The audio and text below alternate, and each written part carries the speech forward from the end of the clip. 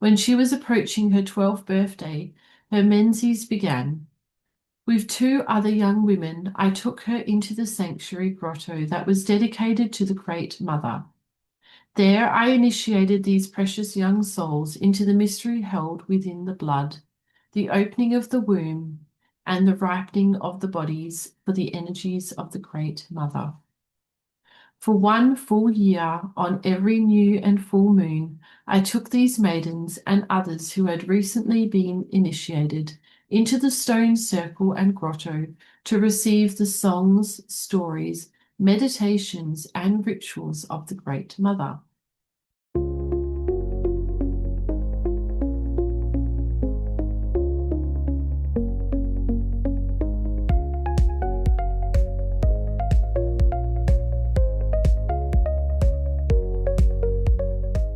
Hi, and welcome back to Empowered Spirit Healing.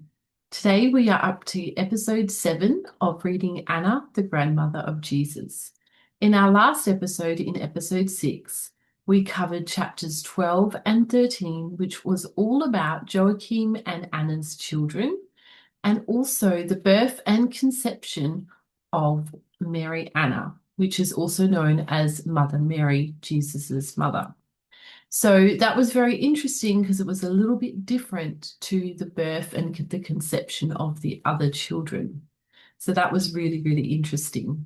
Today, we're going to continue on with Mary Anna's childhood in chapter 14. Now, as I listen to your heart, my beloved friend, I can imagine your desire to know more of the one who was destined to become the mother of him, who would fulfill the new covenant. What were her joys and trials? Were there human foibles? Let me answer those questions as I tell you briefly of Mary Anna's childhood in Ephesus and Mount Carmel.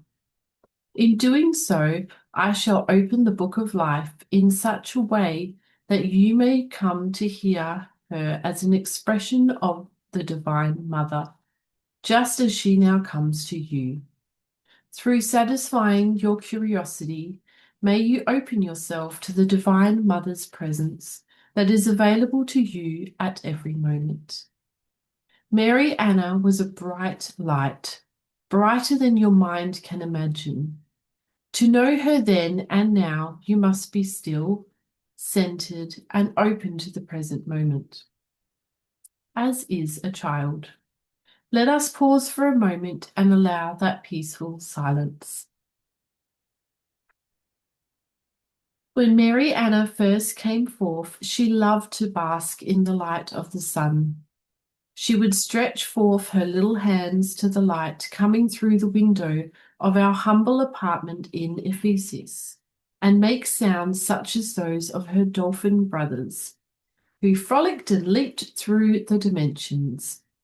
She loved to have her father take her to the terrace porch overlooking the expanse of the great sea, glistening blue and silver far below. With a keen eye and a knowing heart, the dolphin pods could be seen performing their acrobatic dances. When Joachim was not away working odd jobs or taking supplies to the brethren scattered about in their small monastic sanctuaries, he loved to be at home cradling his daughter in his arms. She loved to hear his stories, joined him in gleeful singing, while keeping time with her clapping hands. It was not long after she learned to walk that Mary Anna took up dancing, while Joachim played the lyre or pipes, and I played the frame drum. Mary Anna's favourite thing to do while sitting on her father's lap was to run her fingers through his long grey beard. Her second favourite pastime was to stroke his bushy eyebrows as he tucked her gently into her cradle. Lovingly they gazed into each other's eyes that glowed like deep candle-lit pools. In our small courtyard there was a grapevine arbour in which the birds loved to nest. In the dappled shade of the thick overhanging vines, Mary Anna and I spent 3 idyllic years before returning to Mount Carmel. In this peaceful setting, I worked with my small loom, fibers, and spindle. While I spun and wove, Mary Anna played upon the quartz floors, carefully designed enamel tiles, which were surrounded by smooth flagstone. She investigated everything she saw. She would make up little songs that she loved to sing to her parents and the few other adults and children who came from time to time to visit. But most of all, she loved to sing to the sun, dolphins, flowers, sparrows, pebbles, ants, the tethered milk goat, and the 3 cats that had adopted us. Mary Anna's mind developed very rapidly, and during her second year, she derived great pleasure from reciting the psalms and sayings that we gave to her. Before we left Ephesus, she had begun to learn how to speak and read Aramaic, Hebrew, and Greek. Wow, that's pretty cool. She was quick and very energetic, able to do more than 2 things at once. Yet she was calm, unhurried, and always graceful, wise beyond her years. Just as Miriam had been, Mary Anna was a clear empath, feeling every nuance of energy swirling around her. There were times when she would be impatient or disappointed in the behaviors of nearby adults. Then she would stamp her little foot, spin around, tugging at her apron with one hand and putting her other hand to her mouth to quiet an outburst. That's quite a polite little tantrum. Her face would blush, tears welling up, spilling onto her cheeks. Squeezing her blue-grey eyes shut and tightly pursing her lips, she would run to the small garden plot and hide within the tall grasses near the olive trees until the inner storm passed. Most of those who had come from Mount Carmel for Mary Anna's birth had long since returned to their duties. It was only Ruth, recently widowed, who chose to remain with us. About a year before our departure to Mount Carmel, Ruth married Titus, who desired to remain in Ephesus to carry on his work. Joachim continued to assist Joseph of Arimathea when he came several times a year to escort the various Essene brethren, supplies, and manuscripts from Carmel and Qumran to the newly assigned outposts in the rugged Aegean Isles and mount-side monasteries. He would then assist those who had completed their assignments to make ready for their return to Galilee and Judea. We easily met our basic needs with Joachim's readily found handyman jobs and with my bartering of hand-spun goods, medicinal herbs, and midwifery skills. These resources, together with the stipend of funds and supplies that Joseph of Arimathea brought us several times a year, made our simple life very comfortable. In the early autumn of 17 BC, shortly before Mary Anna's 3rd birthday, we returned to Mount Carmel, where she was heartily welcomed as a member of our Essene community. On her 3rd birthday, she was consecrated to the Lord Most High, and her care, schooling, and initiations were placed in the custody of the Mount Carmel Mystery School. Indeed, she was no longer ours, as if I could ever have thought she had been.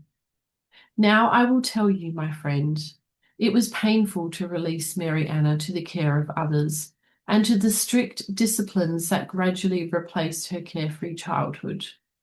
Yet we knew the great plan, and so we offered up this precious one, even as we had offered up others of our beloved children, when we knew that the greater part was to do so. I shall say further that adepts who came to Carmel from Tibet, India, Mesopotamia, Egypt, Greece, and Britain instructed Mary Anna, together with the other young men and women who had been delivered by their parents into the inner sanctuary where secret initiations took place. In this way, all who had chosen to continue their initiations were prepared for their covenanted work to set forth the stage for our coming teacher of righteousness. Fortunately, I was in charge of the young maiden's schooling. In that way, I was able to spend time with Mary Anna every day. However, in my desire to show impartially to all the maidens within our monastic setting, I rather stoically distanced myself from my daughter. This was difficult for both of us. Once a week after the Sabbath observance, Mary Anna would spend the night with Joachim and me. How lovely it was to have her sweet presence close to us through the night. Wow, I would find that really hard. Not having to give up my child to something, but I suppose when there's a greater purpose for it, you kind of just do what you need to do. During the warmer months, we three would go out into the warm evening to the grove of cedars under the canopy of stars. Laying on our pallets, our woolen blankets covering us, we stargazed deeply, shared and prayed into the wee hours. Joachim brought his lyre, and together we sang devotional psalms and made up mirthful songs that bubbled up from our glad hearts. However, it was not always easy for Mary Anna. Sometimes the strenuous disciplines, the long hours spent over the scriptures while reading and scribbling, the unkind and insensitive remarks of some of the novices, and the sicknesses that required sleepless nights in the infirmary would cause her shoulders to stoop and her face to lengthen in soberness. She felt everything, including the growing unrest among the people of Palestine that the walls of Carmel could not keep out. As the years quickly passed, her understanding of what she was being prepared for often pressed down like a heavy burden. Occasionally there was tension and pain in her neck and upper back, which Joachim and I would relieve with healing oils and salves. She longed for the respites that took her into the fields to tend to the sheep and goats for short periods, or into the gardens to cultivate, plant, and harvest. Most of all, she loved to run free through the pastureland grasses, to walk among the cedars and cypresses, and to take a picnic basket out to the precipice overlooking the great sea. Mary Anna often felt very alone, with few supportive friends to share her sensitive heart. But those dear souls who drew close to Mary Anna continued to be loyal to her through the remainder of their lives. When she was approaching her 12th birthday, her menses began. With two other young women, I took her into the sanctuary grotto that was dedicated to the Great Mother. There I initiated these precious young souls into the mystery held within the blood, the opening of the womb, and the ripening of the bodies for the energies of the Great Mother. For 1 full year, on every new and full moon, I took these maidens and others who had recently been initiated into the stone circle and grotto to receive the songs, stories, meditations, and rituals of the Great Mother. After that year, the girls were taken with the older maidens and women to another consecrated site, where they learned more about channeling the energies of the divine feminine through their bodies. They were prepared for marriage and the arts of tantric love. They also learned how to keep the sacred energies of their wombs and spine held and circulated in certain ways so that they could heal themselves and others. Wow, seriously, this is what all young 12-year-old girls should be learning. And of course, we continue to gather during the cycles of the moon to enact the mythic archetypal journeys of the many faces of the goddess. These were the usual disciplines that every young amateur woman well understood. The stricter disciplines which prepared initiates for the rituals of resurrection and light conception were Joachim's and my offering, which we freely gave to those men and women who responded to the inner call to come to Mount Carmel. Also, on several occasions between the ages of 12 and 15, Mary Anna was taken to the temple in Jerusalem, where arrangements were made for her to spend as much as 3 months undergoing further instruction and initiation. In this way, she was provided with an opportunity to become acquainted with the precepts and practices of the larger Jewish community, which were in many respects considerably different from those that characterized our small Essene community. As you can well imagine, the discordant energies that our beloved daughter encountered with the ancient walls of Jerusalem were a shock to her highly sensitive nature. So it was that Mary Anna became strong in mind and body as she met and overcame the many challenges she passed through. Day by day, she dedicated her mind, body, and soul to the cosmic divine mother who expressed through her. In this way, our beloved daughter prepared herself to birth many children and become the mother of the Anointed One. So now we are up to chapter 15, Anna's vision on the Mount. The times in which Mary Anna grew in stature were indeed perilous. By the time she was 12 years old, conflict and agitation between the various political and religious factions were constantly disrupting the little peace that we had. As a consequence, the Romans had taken all of Palestine well into their hands, and though they tried to maintain peace, it was a very troubled peace. I can still remember how shocked we were by the horrifying news that the soldiers were now using crucifixion to keep the many factions in obedience to Rome. Ever since the Maccabean revolt in 63 BC, there had been a gradual dispersal of our Essene community away from Carmel to Qumran, the Sinai, Egypt, Asia Minor, the Himalayas, Gaul, and Britain. This caused many of us who remained in Carmel to turn more deeply inward. We also looked for ways to safeguard that which was most precious to us, the lives of those committed to living the way of the teacher of righteousness, and secondly, our oral and written records. Therefore, we kept to ourselves as a sect and avoided as much as possible going into the densely populated areas. More than ever, those of us who hailed from Mount Carmel clung to our ecumenical ways of brotherly love and forbearance, sometimes in marked contrast to our Qumran brothers and sisters, who ascetic monasticism embraced Hebrew fundamentalism. The growing schisms among our community, our Essene community, indeed troubled my soul. When discontent, violence, and oppression strike close to home, it is easy to judge those who fear the empowerment of the masses at the risk of losing their position of authority and wealth. However, I have found that to do so is to add fuel to the fire.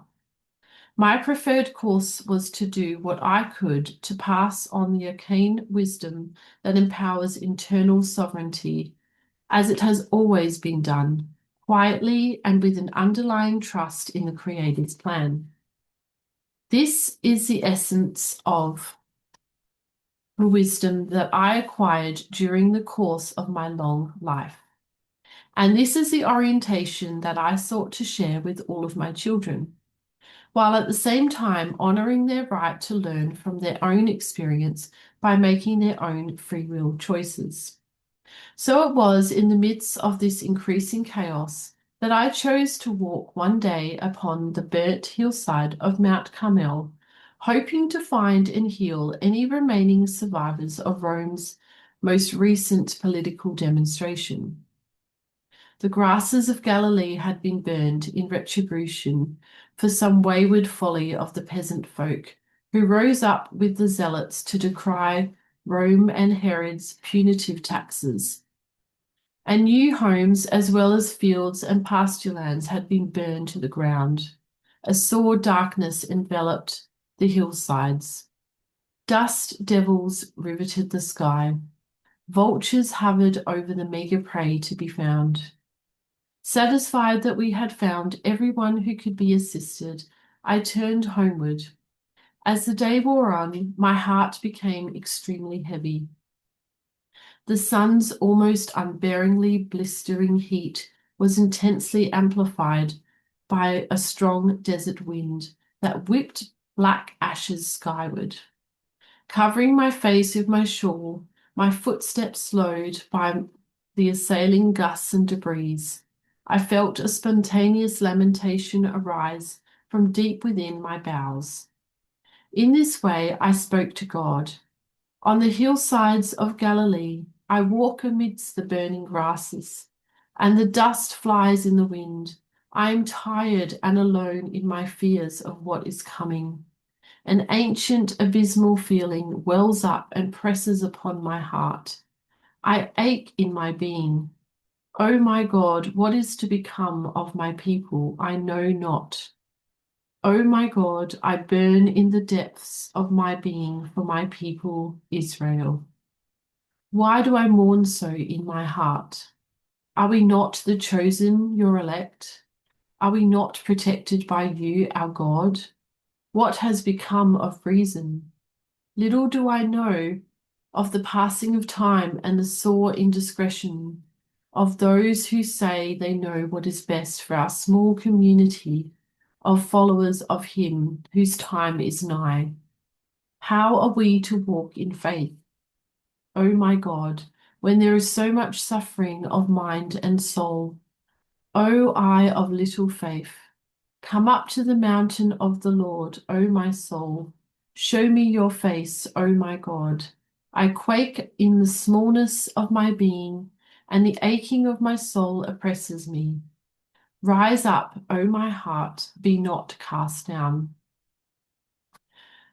So I thought and expressed these lamentations to my God as I traversed the burning hillsides of Galilee, awaiting him whose time was nigh. So many questions pressed upon my mind. It's really interesting to hear like just how challenging it was before Jesus came along, because in the Bible we're kind of made to believe that, I mean, we heard about Herod and him getting rid of all the little baby boys once he hears of Jesus. But, there's not really much talk about what life is like prior to Jesus coming along. And I mean, I could be wrong, but from my interpretation of the Bible and Jesus and everything, the whole storyline, it just seems like all of the trouble starts once Jesus has reached, well, once he's come back from his disappearance in the Bible, which they don't explain, but that we now know he traveled around and was completing many initiations, but they don't really discuss what it was like and how there was troubles with Rome beforehand, before he was even born or thought of, when his own mother was only a little girl. So it's very interesting to hear how much trouble and how scary it was at that time. And I really feel for the Essene communities, because they were just trying to live, a very different life to what the other people, more mainstream, I guess, people were living. And they were just constantly under threat of being destroyed. And it's just terribly scary. So, yeah, it's just interesting to hear that. And I really have a lot of compassion for all of them, because it must have been a really scary time to live in. And I can imagine there are many people in the world right now that are living and feeling very threatened right now with so many wars and things going on. So, It's kind of sad that, 2000 years later, we're still struggling with the same issues. How am I to do this thing required of me? How am I to speak to my beloved Joachim of this distress that oppresses me and burns in my bowels? How am I to meet my little flock and share with them the substance of my knowing that the time has come for which we have yearned for so long? In the midst of great tribulation, we have petitioned God to bring us the prophesied teacher of righteousness, that we might be lifted from the travails of flesh and the afflictions of our souls in this deepest of nights. A flash of lightning moved across my mind as I reflected upon this. And so it was in those days that I, Anna, walked amidst the burnt grasses of Galilee. Often my soul was taken with the lamentations of weariness, and fear beset me. Indeed, it was the crying out of the peoples of the earth that rested heavily upon my heart. I could feel the entire earth and knew her great weariness within the darkest of cycles. In my soul there was a restless torment, as one lost in the wilderness of a dark night. For indeed there was much tribulation among the peoples. No one rested well in their slumbers. It was as if a great calamity would come upon us, and we knew not when nor of what magnitude. It was a silent aching in my heart, and a heavy weight that I carried upon my shoulders as I walked the fields of blackened grasses. As I continued my walk back to the compound of Carmel, I suddenly felt inspired to climb to the highest knoll upon the mount where his Miriam had taken her ascension over a century earlier. As if guided by an invisible hand, I made my way to the summit and prostrated my body upon the ground. Within moments, I was taken up to receive revelation of the coming days. Well, ask and you shall receive. Great was the exaltation of my soul as I stood face to face with the Lord God of my being. For on his right hand was the radiant one, whose time was drawing nigh. Into effulgent light I was drawn until all awareness of my individual identity dissolved. Then the veils were drawn aside, and I saw a new heaven and a new earth. And I knew that much travail would come upon the earth beforehand, even that which would temper by fire the very essence of earth's creation. He who would soon be coming through Mary Anna then took me aside. Together we walked in the midst of a most beautiful garden. Here he placed his arms around me, calling me little mother. With a penetrating gaze, he merged his being with mine until we were taken unto the very throne of the Father. I know not how long I was taken up into the one. When I returned into my separate awareness, he announced that his time had come. The next year would be a great preparation for his entering into Mary Anna's womb. One who would be his forerunner was already about to enter the womb of Joachim's brother Jacob's eldest daughter, Elizabeth, who had completed her training at Mount Carmel and had returned to Bethlehem to await her time. There were other women who would also be called. Each would receive according to her agreement in spirit. Mary Anna would be required to go through several more levels of initiation. After these were accomplished, and there was a stabilization of her physical and subtle bodies, the complete impregnation of very vast high light frequencies could occur. And last but not least, her cousin, Joseph, the youngest son of Joachim's brother Jacob, was to come forward in betrothal to Mary Anna in order to set the stage, activate the light conception codes, and provide a strong bastion of protection and emotional solace to mother and child. Next, I was shown my part. He showed me how my initiations in the great temples of Egypt had prepared me in the way of the teacher of righteousness. This wisdom would be drawn upon during his youth and would assist the great work that he was coming to do. This I secreted away into my heart. Then he showed me glimpses of his walk upon the earth and the events to come. The darkest moment was also the lightest, for in crucifixion he would remove the sting of death. He told me that he was coming to fulfill all prophecy and to anoint all humanity with the redeeming love of the Mother, Father of life. His disciples would demonstrate unto all that what he did, all could do, and even more. The divine plan was laid out holographically. It was decreed in the heavens, and all the players were taking our positions upon Earth's stage. All was in readiness. Gently he pressed his fingers into the palms of my hands and blew the breath of life upon them. A celestial wind penetrated deep into my flesh and bones, receiving an awareness of my identity in the eternal realms. A healing balm wrapped around my small form until all sadness departed. Oh, I wouldn't mind some of that. I knew all was well, even though the mystery school drama, soon to be publicly enacted, would be misunderstood and not fully received for many centuries to come.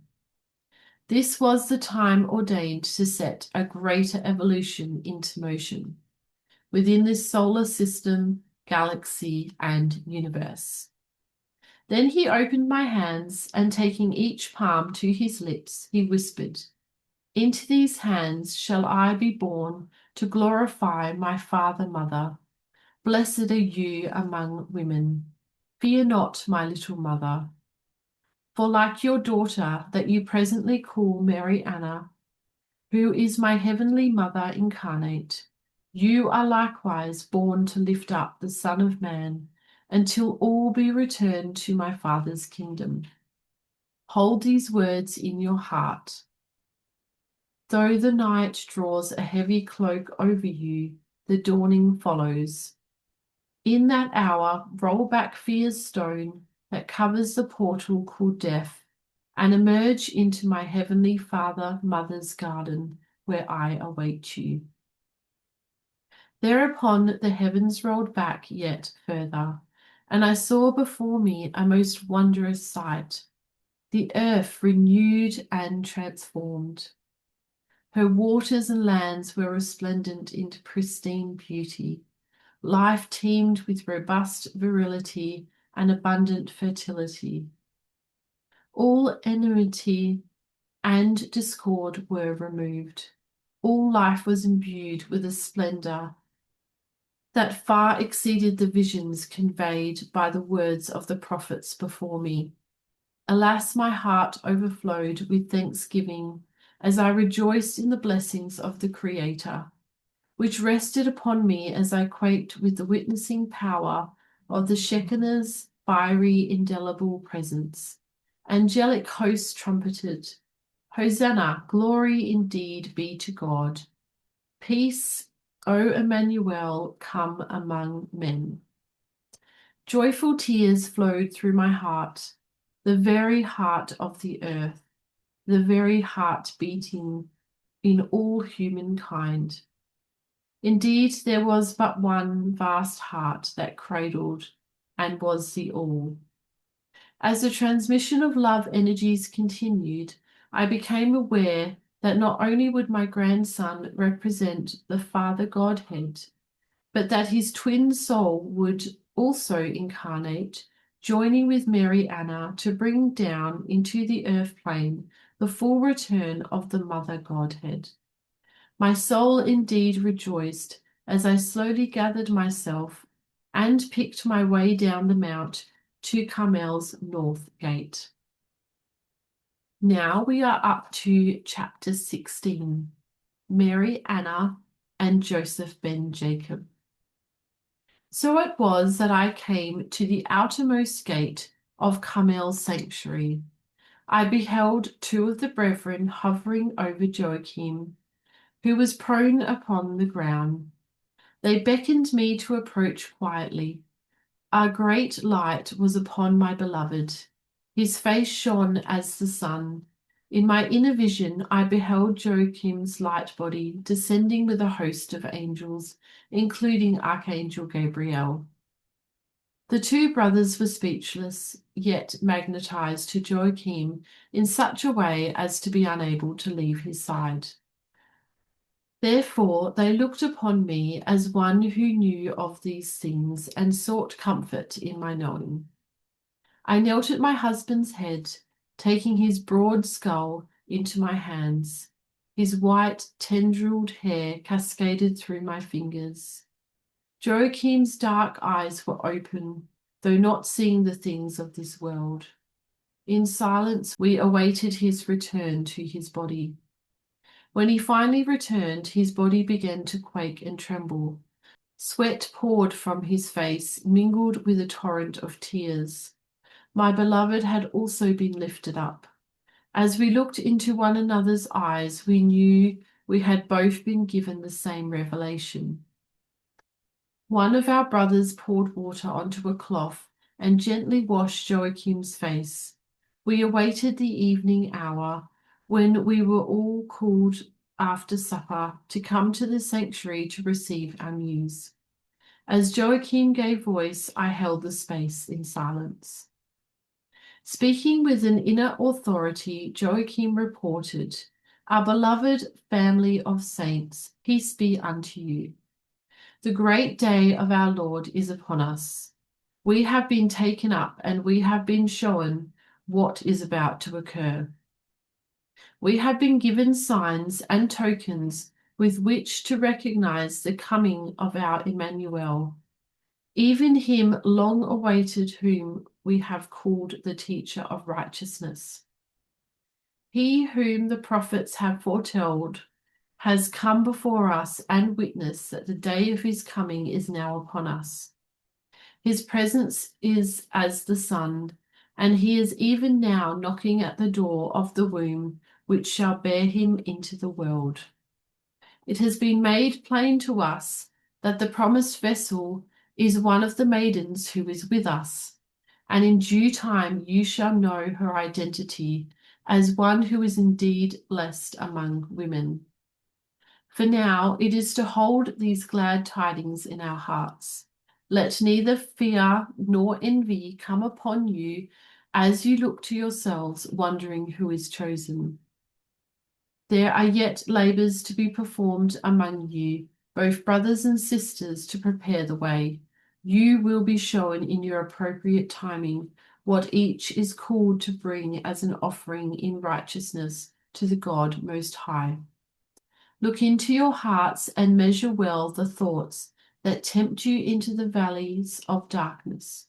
Rise up, behold, the dawning of a new day is upon us. We must turn away from our petty grievances and anxieties for the morrow. Let faith return and strength gird up our loins. The long-awaited day draws nigh. Let each steward be prepared in all things. This is our report for this day. In a fortnight, at the hour appointed, we shall come together once again to open our mouths and bring forth writings that foretell his coming. Let us abide now that in that peace which passeth understanding. Glory be to the Father, Mother of all life, and praise be unto our fathers and mothers who have come before us. Amen. Thus our mouths were opened to bear witness to our community. Then a great stir arose among us. All felt the excitement of that which was now at hand. Each understood according to each one's capacity and readiness. There was a new atmosphere of celebration, yet there was a hushed silence that fell upon us as we undertook our labours and with renewed devotion to God. We made special ceremony to renew our covenants, and we quietly secreted away our communions in spirit. The young women in training for light conception were especially overtaken by a feeling of expectancy. Each of these maidens came to me privately to speak of her desires to be found worthy to play her part. There was a new level of piety that almost became a heaviness shadowing these young souls. Therefore, I found occasion to assist these beautiful women to lighten their hearts. Mary Anna was especially quiet and removed from the other maidens as the weeks passed. She came to me in silence. Within the bosom of the Great Mother we rested, cradling each other and abiding until the hour of conception arrived. Always she was with me on the inner planes, and as often as seemed appropriate on the outer. Her stature increased day by day. The light of her countenance became brighter, even as her lessons and initiations became more strenuous and demanding.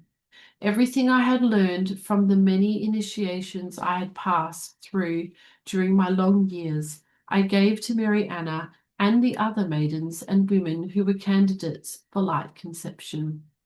We worked tirelessly. Many were the days when there was no sleep at all.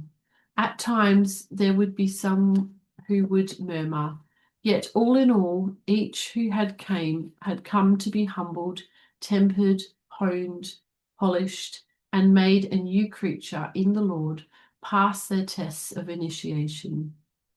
In that year there was only one who felt she could not go on, and who therefore returned to her parents. In addition to Mary Anna, there was 13 maidens and 9 women who walked through the mysteries with me that season. Among the young men, there were 19 boys and 5 men who also passed their probationary initiations at Mount Carmel. 5 of these would also be prepared as initiates to facilitate light conception of their seed. It was an intense year. At times, the community bristled with tension, emotional bodies often volatile. Then we would come together for singing and dancing. From time to time, certain ones would depart singly into the wilderness for fasting and prayer. Our intent was to overcome our lower natures and pass through the gates of the guardian of the mysteries who keeps the way closed until all is in readiness to pass. There were secret chambers within Mount Carmel where the initiates passed their initiations. Some of these chambers held certain energies simulating the passing of the soul through the dimensions and astral worlds. In some chambers, every fear was holographically precipitated.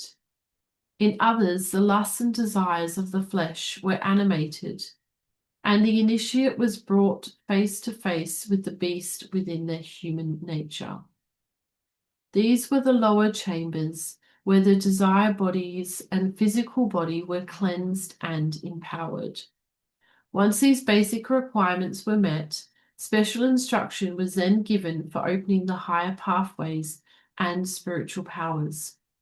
Both male and female candidates learned how to hold very high frequencies in their minds and bodies, how to discern spirits and energies, how to astral travel and bilocate, and how to concentrate their attention for days at a time upon certain patterns, sounds, and dimensional focus points.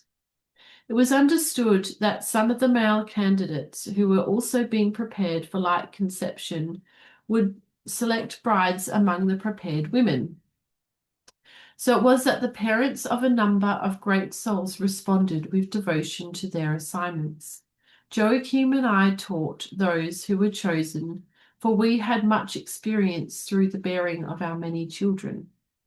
One of these candidates was Joseph, the youngest son of Joachim's brother Jacob and his wife Lois.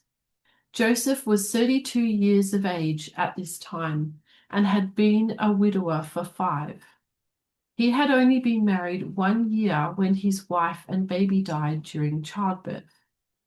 We knew that Joseph was highly favored of God, for he was already adept at all we had taught him. He had taken advanced initiations in Egypt and India during his young adulthood. We could feel the confirmation of spirit that what we had been shown in our great vision would be fulfilled through Joseph and Mary Anna. When the fortnight had passed, we called the Carmel community together once again. After rehearsing the well-known scriptural prophecies of Enoch, Zadok, Isaiah, Daniel, Micah, and Malachi regarding the Messiah, we revealed more of our vision as we had promised. Next, we shared our understanding that Joseph and Mary Anna were to be betrothed, and we gave forth our blessing upon this arrangement, should these two agree. As we turned with a questioning look to each one, we caught the glimmer of shining eyes and blushed faces. Then we understood that these two had already secreted their vow of love, and had perhaps known well before we did the plan that was to unfold through them. So it was that Joseph and Mary Anna stepped forward to accept the community's blessing to their right to wed. Several other couples likewise came forward to announce betrothals and to relate the dreams that they had had, instructing them to come together. Amongst these were my eldest son, Joseph of Arimathea, and his beloved Mary of Magdala, whom he had met 3 years earlier. It was a small company of men and women who were brought before the canopy of marriage at the same time. Great was our jubilation upon Mount Carmel, for the time long awaited was now at hand. So it was in those days that I, Anna, began my ministry unto all the souls who had agreed to come forth in that hour. My work was all-consuming. My energies were lifted to the Most High, and the focus of my body served as an instrument through which the Lord manifested. My words were few, yet their influence was felt upon each soul. I brought forth the sounds of the winds, the earth, the sun, and the seas. The breath of Shekinah I blew upon the souls of those who came before me to receive the wisdom of the Great Mother who lived within them. Mighty were the works performed through me, and mightier still were the combined works of our Carmel community as we prepared for his coming. We labored tirelessly as we came together to weave our souls and bend our wills to the great work of the Father, Mother, God. It was a glorious time in which all within our small community labored to facilitate the most harmonious passage for the birth of the souls who were light conceived. The months passed swiftly. Joseph, who had wed Mary Anna in betrothed commitment, continued to grow in spiritual stature. He had a way about him that endeared him to our community. He fostered humor and goodwill among all. He also had a talent for unraveling the most complex of riddles. Oh, Millie's come to say hello. Hi, Millie. She likes to put a tail in the way, don't you? He also had a talent for unraveling the most complex of riddles held within cloaked doctrines. Within the cumbersome weight of dogma, he brought forth the most hidden truths in simplicity and clarity. The younger boys looked to him as a shining example who could make the way plain and simple. Joseph was truly a son of Zadok after the order of Melchizedek, a translated being who often appeared as if out of nowhere. Joseph had been initiated by this ancient one and carried in his keeping Zadok's priestly staff. Joseph had been initiated by this ancient one and carried in his keeping Zadok's priestly staff. This staff was hewn from a branch of the hawthorn tree. Within its bells were embedded precious stones, carved symbols, and talismans. Joseph grew in favor with Mary Anna, who in her few hours of solitude wove him a shawl of creamy white linen and fine wool. This shawl she gave to Joseph as a symbol of her devotion. So the days passed, and all within the community were uplifted by the growing love felt when these two would join their voices together to offer psalms and recitations. Every soul delighted in looking upon them as they strolled together hand in hand. To work beside them in gardens, fields, or seminary was to be inspired.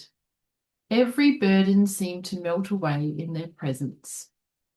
These were to be some of the most carefree days of our lives, and we were only occasionally overshadowed by the foreboding challenges that lay ahead. Well, that is the end of chapter 16.